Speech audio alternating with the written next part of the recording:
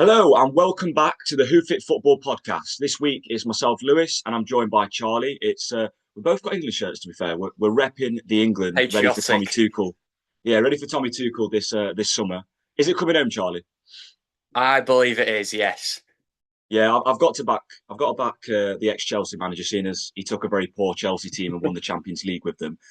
But I'm joined by none other than the newly promoted Premier League fan, Charlie. Obviously, Ben isn't kind of stopping doing the podcast anymore. He's just off this week.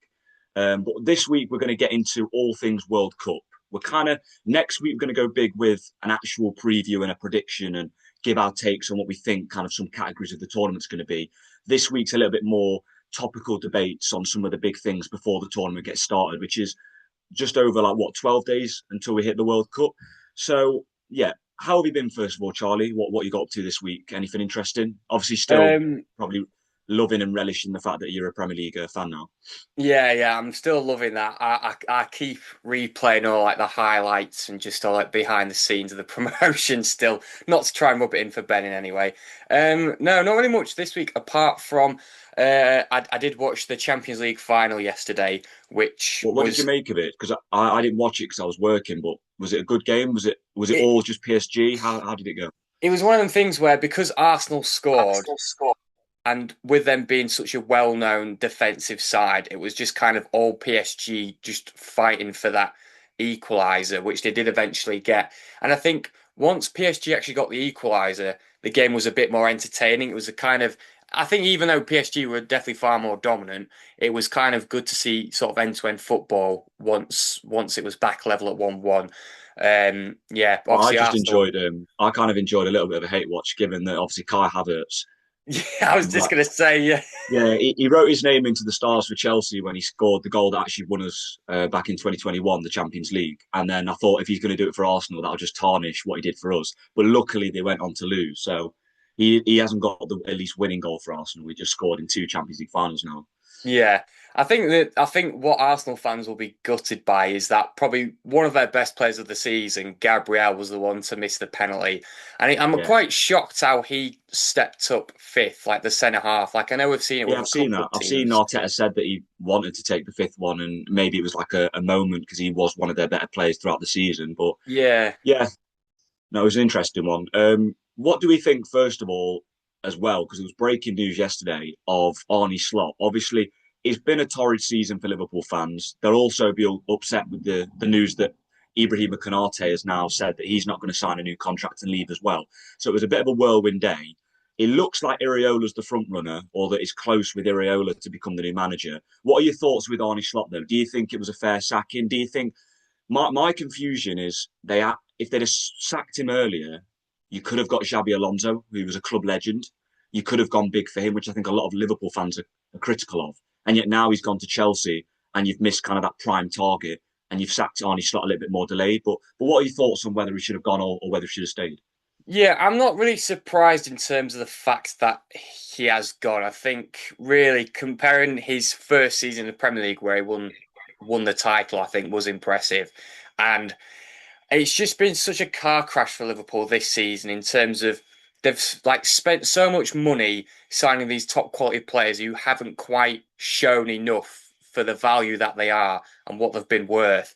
And it's just one of them really where I think for Liverpool fans now, because of the fact that Slot was able to win the title in his first season, they're gonna have high expectations that he's going to either do something similar or at least be keep Liverpool in a title race. And yeah, he just hasn't really been that successful this season. And I think you can sort of tell that the players don't have much confidence in him. Obviously, with the players that have left, not bothering to extend a new contract with.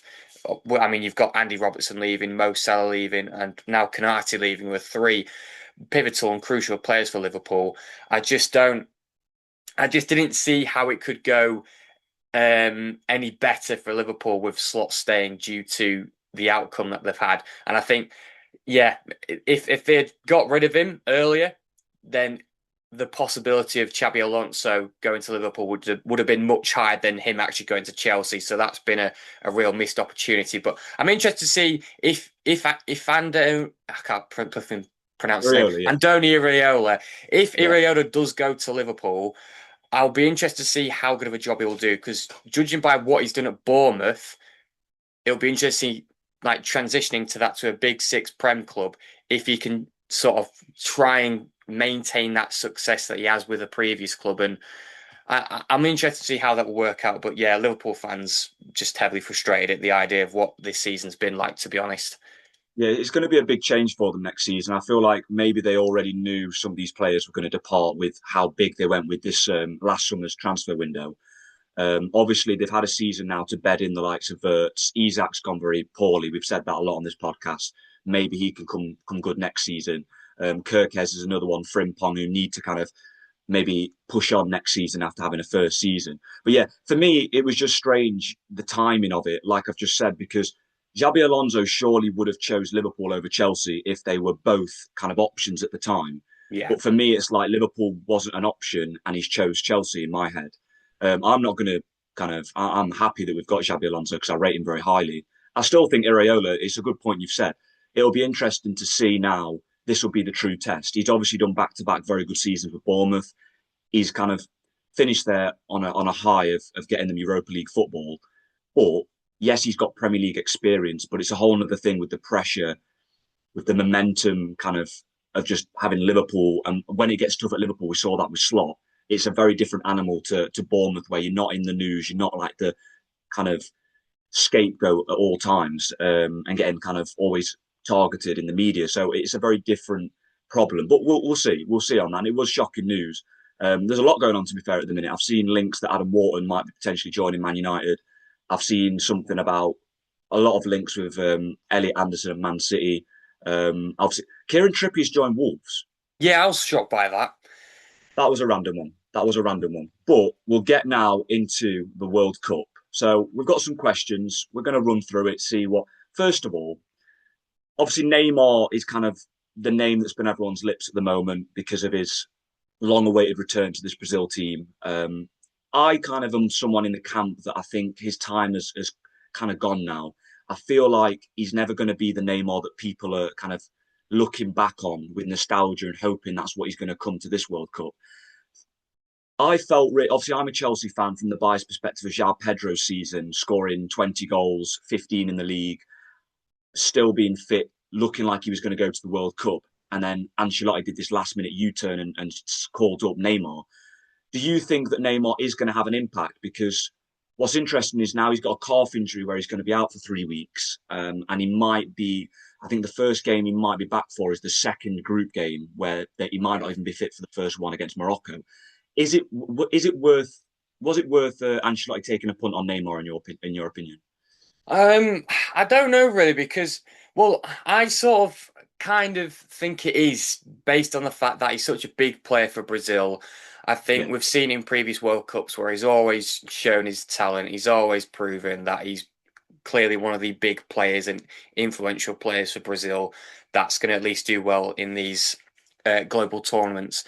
It's one of them where the injury doesn't kind of help his case for Ancelotti in terms of why he's brought Neymar in.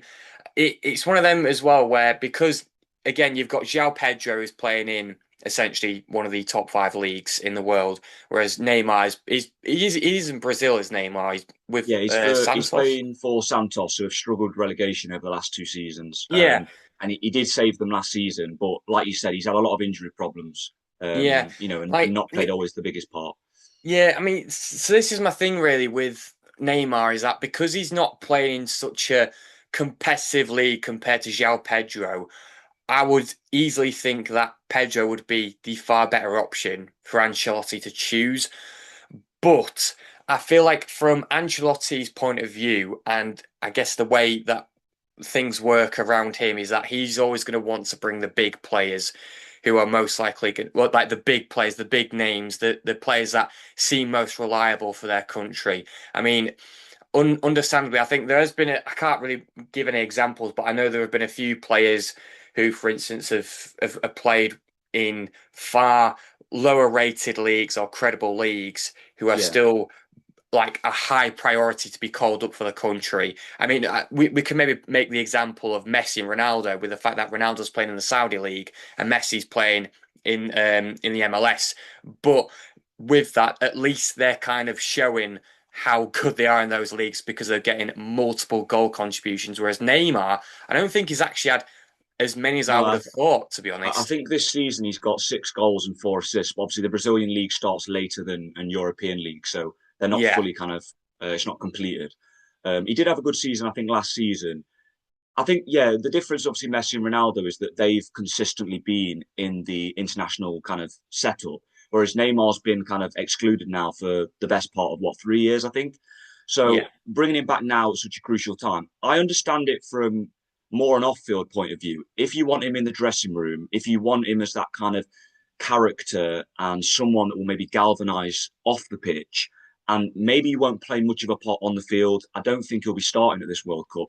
Maybe it's the team that wins the World Cup. It's not individuals. Maybe he's a great player in the dressing room, someone that can, you know, get the younger players kind of playing to their best, and maybe that's why he'll be there more off the field. But I'm not sure. I would have every day of the week, especially with this latest injury thing, took João Pedro personally. But I think there was a lot of pressure externally from the country, from media, from a lot of just football fans who want to see Neymar back for kind of that yeah. more romantic ending of, Neymar going to his fourth World Cup. Yeah, I think that's it, and it's the kind of I mean it's the same with other countries as well. I mean you've got the likes of Ronaldo who's off to is his sixth World Cup now? Yeah, Ronaldo and Messi, as well as don't forget Yeah, Ochoa, the Mexican goalkeeper legend. yeah, He's going to the World Cup as well. yeah. Like it's one of them where it's like a must need for all fans. And with Neymar.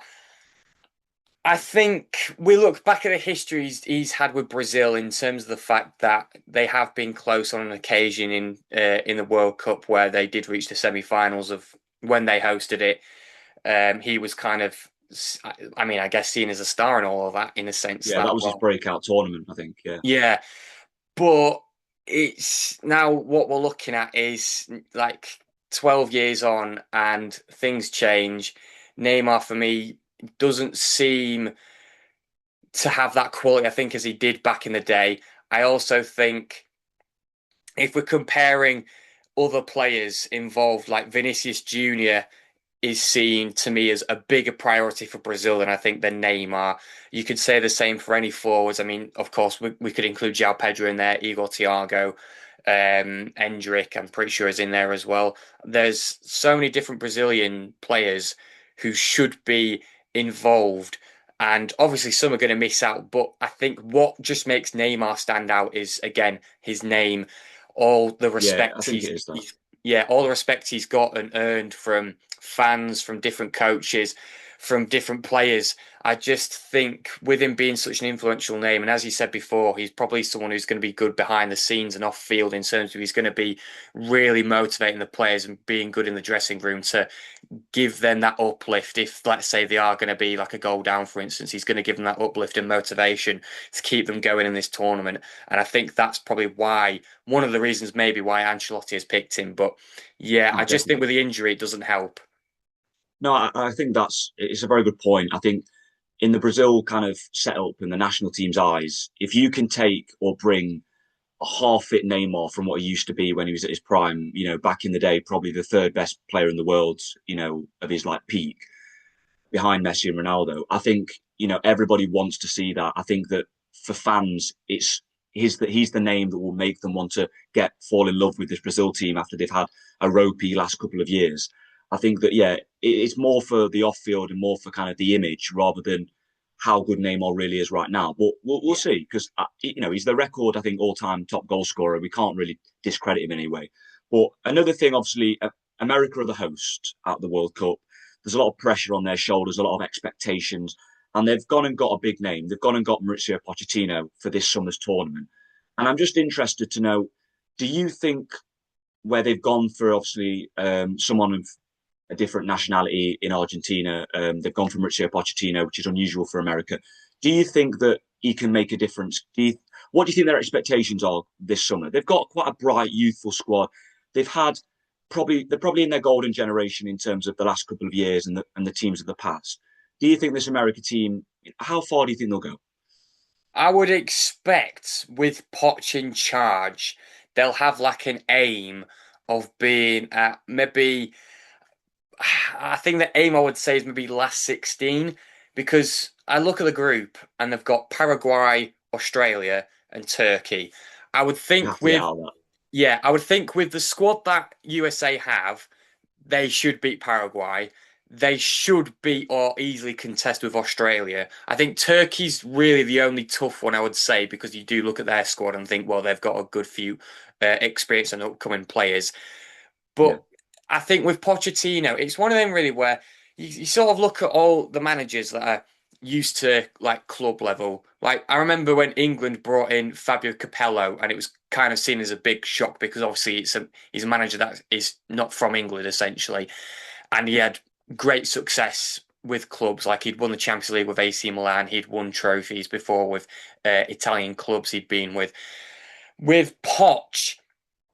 I wouldn't say it's the same in terms of trophy success. However, he has gained respect at club level when he has been with yeah. Southampton, Tottenham, PSG. I don't know so much maybe Chelsea, about Chelsea. Chelsea. Yeah, I know he wasn't exactly seen as the best when he was at Chelsea, but at No, least he was all right. Under was the you all Blues right? Co, he was one of our better managers under Blues Co. He got us fourth. He got us Champions League in one season when we were at a dire state. I'd say he did all right. Yeah, I mean, there you go. I mean, I think that's the thing with bringing in managers. It's one of them where if they have that respect from so many different clubs that they've managed or coached, you'd think that going into a country who are signing a top manager like Pochettino, they're going to expect very highly of him to take them as far as possible. Obviously, it may depend on who they're facing in the round of 32 before they maybe go to the last 16. Because I mean, with this World Cup, you could literally face anyone. I feel like it could No, be that like is true. any type of quality. You could even have that good chance of getting into the quarterfinals. But I think with such a big name like Poch coming in with USA, and I don't think it's irregular for USA because they did have. I'm pretty sure they had Jurgen Klinsmann as the manager at one point. Yeah, it was the 2014 World Cup, and they got to the round of six. No, they might have even got to the quarter final. No, they lost to Belgium in the round of 16. Yes, yeah, that I think, yeah. And I think it's one of them where it seems that no American manager really stands out to take charge of USA. And I think they've probably thought if we can bring in someone well respected, well credited, who has success with other clubs and has taken maybe to final different competitions, that maybe there is going to be this promise for USA this year. And I think Pochettino, yeah, as I said before at the start, I think I'd expect him to go last 16 with this USA team, especially with the players they've got in the squad. Yeah. The only thing for me that would be concerning is that while he's been the manager over the last couple of months, and obviously when you're an international manager, it's very different to being a club manager. You kind of have there's less intensity in terms of week to week matches and things. And Yeah. while he's had this kind of the off periods, obviously USA didn't have to qualify either. There's just been constant circling rumours whether he's going to go back to Tottenham. He's linked with Milan recently, and he's had to kind of squash that. For me, I'd be concerned as a USA fan that kind of is this almost his head turning? Is it certain after the World Cup he's going to leave them? You know, it seems almost like is his heart truly in this job, especially with Yeah, maybe the options that are on the table for him. And I think he was on the overlap, and when he was interviewed, I think he ended up saying, you know, whether it was jovial or not, that he thought what are the opportunity to go far in this tournament is endless, and that he didn't. He said basically as a joke that they could get to the final. I think realistically, a quarter final should be an aim for them. I think depending on how hard their round of 32 is or round of 16, if they get to that straight away, um, yeah, I think a quarter final should be where they should be aiming for their nation. I mean, the thing is, their friendlies that they recently had, they lost 5-2 to Belgium and they lost 2-0 to Portugal. So when they've faced more of the bigger European nations or that next level, they do seem to struggle. But then they got a very impressive 5-1 win against Uruguay as well in a friendly in November. So it's a very inconsistent team, and you never really know what team's going to kind of come out and perform. Now, obviously, we've just mentioned at the start of the podcast some big names in terms of maybe a last dance for some of these players. And I'm interested to hear your take on not really the Messi Ronaldo debate, but who do you think is going to have the best farewell tournament here? I mean, some people say that Ronaldo is going to play until 2030 World Cup and that he'll still be kicking when he's 50. But do you think Ronaldo or Messi is going to perform better at this World Cup? Because Ronaldo, I think, was very quiet at the last World Cup, didn't get a goal, I don't believe, and then got dropped for Goncalo Ramos in the round of 16, and Ramos got a hat trick against Switzerland in that 5-1 or 6-1 demolition. So, do you think Ronaldo will play a big part? Do you think Messi will play a big part? Who's going to go further and better? I would always think, to me, if in terms of country, I would always think Messi in terms of. I mean, I know Argentina won the last World Cup, and he was player of the tournament. I feel as if it's hard to kind of judge straight away, but due to the fact that Messi has been playing in the US with Inter Miami, I would think he's gonna. If it is going to be close, I think Messi would edge it, but I just think it is going to be Messi anyway. I think again, we've seen it in different tournaments where, even in the 2014 World Cup, I don't think, 2018 World Cup, it was, a completely different story. I think both players did very well. But in the 2014 World Cup, you had Ronaldo, who wasn't necessarily too bad, but it wasn't really conjuring up any goals. And I don't think Portugal were doing well in that tournament. There's a very interesting stat with Ronaldo. I'm sure I've heard this. He's never scored a knockout goal in the World Cup. So like, Really? yeah, I'm almost certain that that's a stat I've seen. He's never scored a knockout goal in a World Cup. He's scored in the group stage, but I don't think, to be fair, the Portugal team has actually ever got too far in a World Cup. And normally Yeah. they're a consistent round of 16, quarterfinal at best kind of team. But I don't think he's ever scored in the knockouts. Yeah, I think that's it really. I think when it comes to, like, for instance, the Euros, that's when I think Ronaldo will really shine among the rest. I think that's when Yeah. we're like, oh, okay, he's bound to score for Portugal. We've seen him multiple times. He gets goals in that tournament. World Cup, it's a bit of a different story. And like I remember it's one of them really where I've seen Messi multiple times where if like there is one group stage game where he has where he's very quiet, the next game he just sort of stands out and everyone just talks about him doing so good in the game, whether he's got a goal or assist or even both. For Ronaldo, it never seems to be the case that he has multiple standout games for Portugal.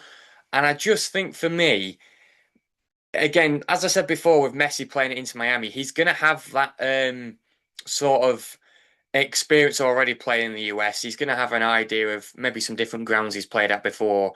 I know, obviously, we're playing at Canada and Mexico as well, but I don't think that will really make too much of a difference. I just think Messi is such a.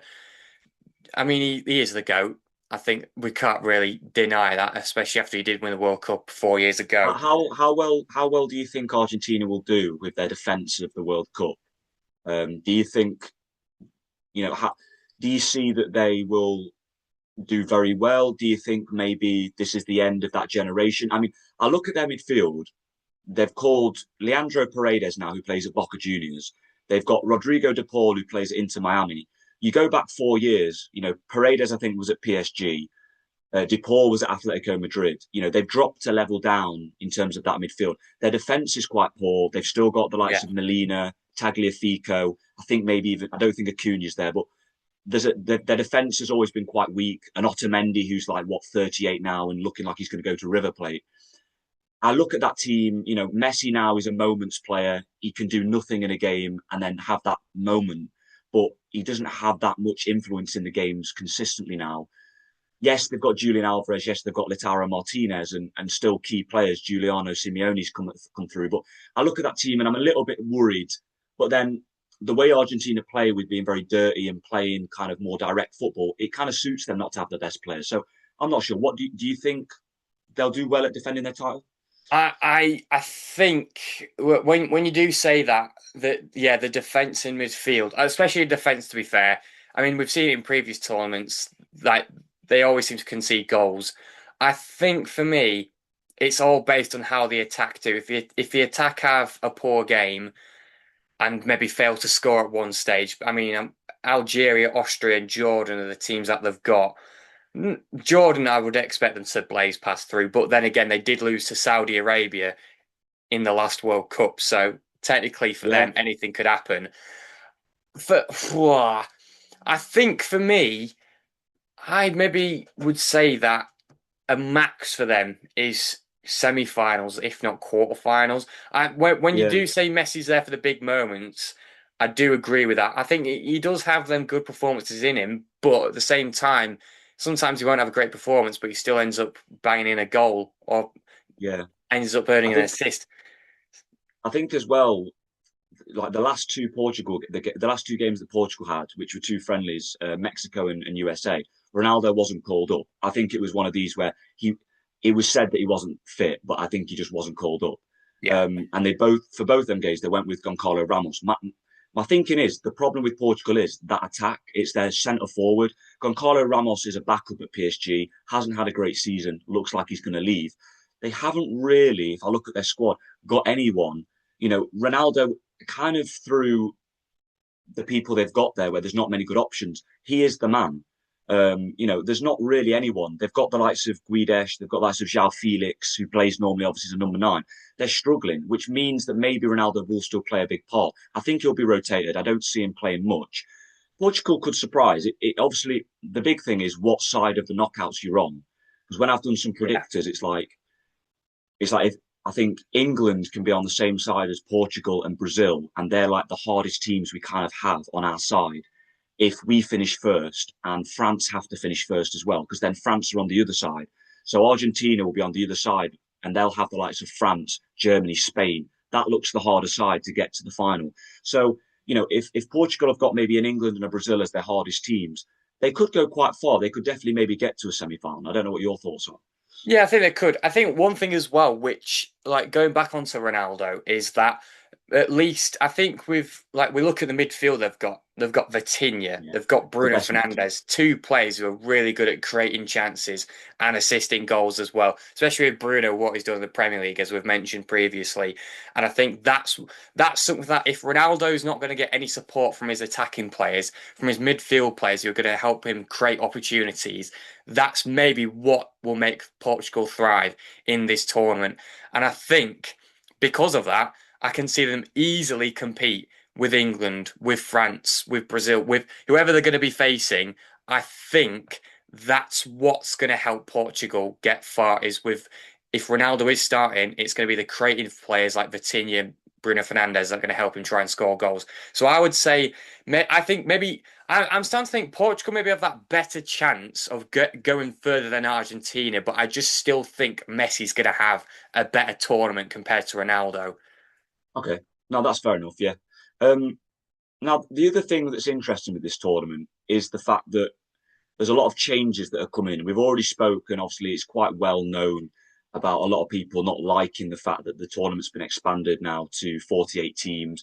That level drops with the competition and the players, and sorry, the teams that end up being in the tournament. I mean, I think there's 4 teams now that are making their World Cup debut this tournament. I think Jordan, Iraq, there's a couple of other teams. What's interesting as well is kind of the Americanization of this World Cup.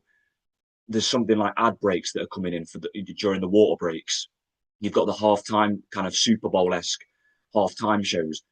Are you on board with this? Obviously, as kind of that more traditional football fan, we don't want this. I've seen a good thing that the BBC and ITV they supposedly are not going to show these silly ad breaks and they're just going to instead replace it with punditry. I saw the other day, which is good because it will keep that authentic nature of the game.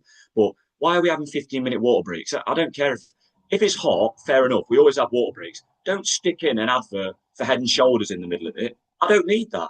Do you know what I mean? So I don't know Yeah, what I your agree. thoughts are on it. I wanted to rant I on it. That's all. agree. It's like flipping halftime shows. Oh, all the Swifty fans are going to be getting ready to see Taylor Swift perform and hope that she's going to perform when I don't know Argentina play Algeria or something in the flipping group stage. Like, I'm no, I don't like how the Americanization of the World Cup could happen. And yeah, the ad breaks and just it's one of them really where we, I guess, it's like England fans, we or even just European fans, to be honest, we're so used to just having it being kept as a normal, beautiful game where there's nothing else kind of takes away like the show essentially of football. Like we Yeah, don't want performances halfway through or I guess even before the match starts, to be honest. Like I remember I'm pretty sure it was before one of the Champions League finals. I'm sure it was like, was it Camila Cabello or someone? I can't remember who performed. I think people were booing or not very Yeah, happy, and she I ended up think I do complaining remember it. online. I feel like it was Liverpool versus Real Madrid. Yeah. I do remember it now with Camille Cabello performing. Yeah. Do you remember the little car, that automated car that used to bring the ball out? That was one of the World Cups. It was like an automated Oh remote yeah. control car. That was like a little. There was something as well. The Club World Cup. Obviously, I didn't really watch the Club World Cup this pre-season. They trialed this new thing with like player walkouts where they got like the players to individually walk out rather than as a team.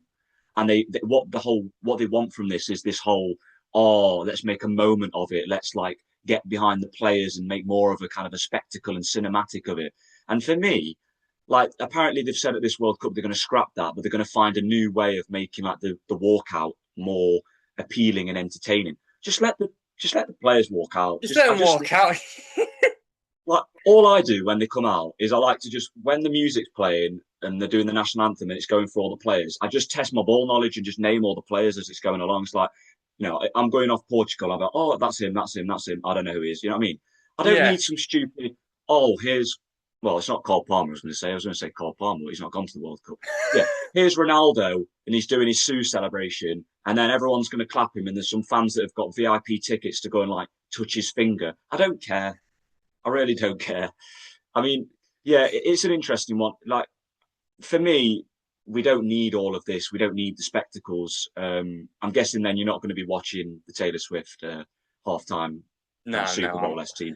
I'll be muting my TV if it does come on, even for any other performances. Like I just don't want that at the World Cup. The whole point of the World Cup is it's something special. That's meant to Yeah, be the full focus. We don't want like I don't know a singer or some sort of entertainer try and gain a bit of focus and but this is what I mean. Like, I don't mind. I don't mind the original thing we used to do at World Cups and Euros, where you'd have the opening ceremony had a song.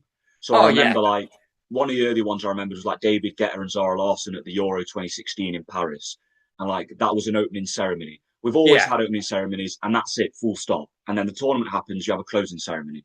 yeah. But bringing everything into it now, every different gap and moment, just to make money, is just what football's become with this kind of commercialization, I think, which is sad. But like you said, we all are excited for the World Cup because all of us have probably just been watching compilations, getting ready for the World Cup, watching like the old World Cups because we want to watch the players and the moments, the James Rodriguez volley, them kind of moments. Who's going to be the breakout star? Not, oh yeah, here's buddy Snoop Dogg at 60 years old coming to drop it like it's hard. I don't care. I really don't care. I'll go to a concert for that.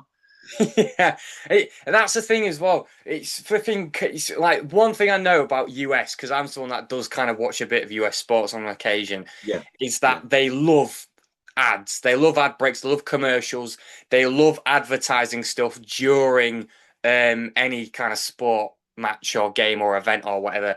And that's the one thing which is going to really that's one thing which would really annoy me is like you kind of getting into a game, they have like a water break and it just goes to an ad where it's like, oh, let's trying to sell pepper armies or something, for instance. Like I don't want any of that on my screen. I just want to see This the is the thing, players. like, yeah, it's one of the reasons why everyone's critical of VAR because it slows the game down. So Yeah, now you're doing it. Now you're intensifying it even more by obviously these water breaks, which we've had water breaks, but then adding adverts on. You're gonna, for me, if you're a fan at home, it's losing the interest and the focus that's all about the game.